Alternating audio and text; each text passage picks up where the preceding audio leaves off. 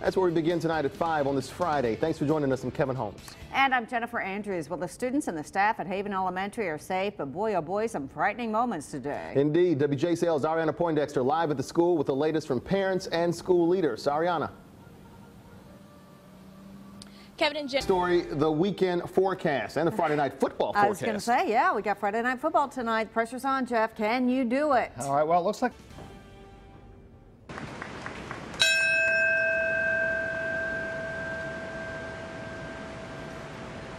Our nation pausing to remember the 14th anniversary of the 9/11 terrorist attacks. Somber tributes today in New York, Washington, and Pennsylvania, where the 4 planes crashed. And the President and First Lady observed a moment of silence at 8:46 a.m. That is when Flight 11 hit the World Trade Center's North Tower. Well, the President later spoke at Fort Meade in Maryland.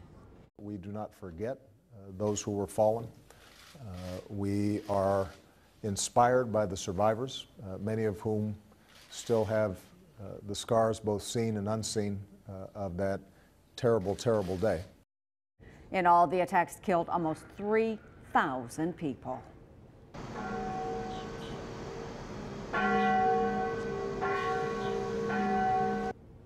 In Savannah, bells tolled at historic Christ Church in Johnson Square. The bells rang at 8:46, 9:03, 9:37, and 10:07, the times for each of the 4 crashes. Christ Church commemorates those lost every year by tolling its bells. And Benedictine. Many folks in our area honoring 9/11 victims by rolling up their sleeves. The American Red Cross, they've been hosting blood drives at locations throughout our area, and there's still time to help out. You can donate tomorrow at the Savannah Blood Donation Center on Tibet Avenue from 7 until 1:45 p.m. And be sure to stay with WJ. Well, new at 5, the County Commission votes to keep the police merger, but not all of the commissioners were on board. There were several tense moments as commissioners spoke out on the very same issue. WJCL's Carly McGuire was there. Carly, break it down for us. How did the county reach its decision? Well, each commissioner got his or her. And welcome back. Well, you know very well that it's always the first place that people see when they come to visit. And a lot of things at your house or office pass through its doors as well. Of course, we're talking about the airport. Today, they revealed some projects that will help make life around the airport a little better. Out of 452 airports. Okay, well, a new area code coming to coastal South Carolina, and it's going to change how you make a phone call. Yeah, it certainly will. WJCL's Nicole Baker has all the details. Well, South Carolina is. Good evening to you, and thank you for joining us tonight. I'm Jennifer Andrews. And I'm Kevin Holmes. That tops our news at 5:30 as we pause to mark a somber anniversary in our nation's history. There's word that Al-Qaeda now targeting some of America's wealthiest business leaders. Plus, a man is in custody accused of urging attacks on 9/11 ceremonies. ABC's Elizabeth Herr in New York with more.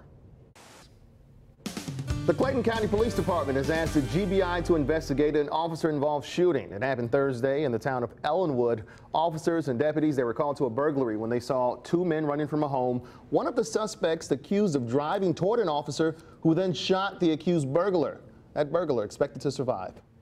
Right now, we are awaiting a decision from a Charleston County judge on whether a former police officer will remain behind bars. We're talking about Michael Slager. He's charged with the murder for shooting a man several times in the back.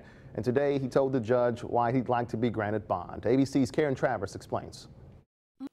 Well, Slager's attorney also hinted at another defense. He said the North Charleston Police Department requires officers to make 3 traffic stops a day for minor violations. The judge said he would rule as quickly as possible. Sometime next week. All right, sometimes weddings, wedding planning, it can all go overboard, right? Yeah, more times than not. That's what I hear. But what happens when the wedding ring goes overboard?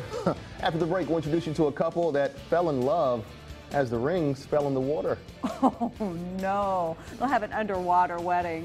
And the tailgate tour, it's stopping in Effingham County for a big rivalry matchup. Effingham County versus South Effingham. We're going to check in with the big guy for a preview.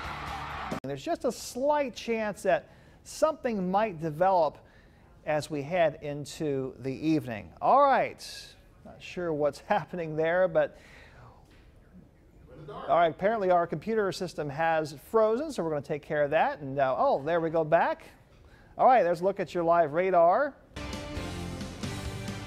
I think we'll take it from here, and we'll try to get back to Jeff as soon as we can. Sorry about that, folks. Technology, it's not all it's cracked up to be at all times, right? All right, turning to sports right now. It's Friday, so of course we all know what that means. What? High school frenzy. Aha. Well, tonight's tailgate tour stopped in Guyton for the Effingham County versus South Effingham matchup, and that's where we find the big guy, Frank.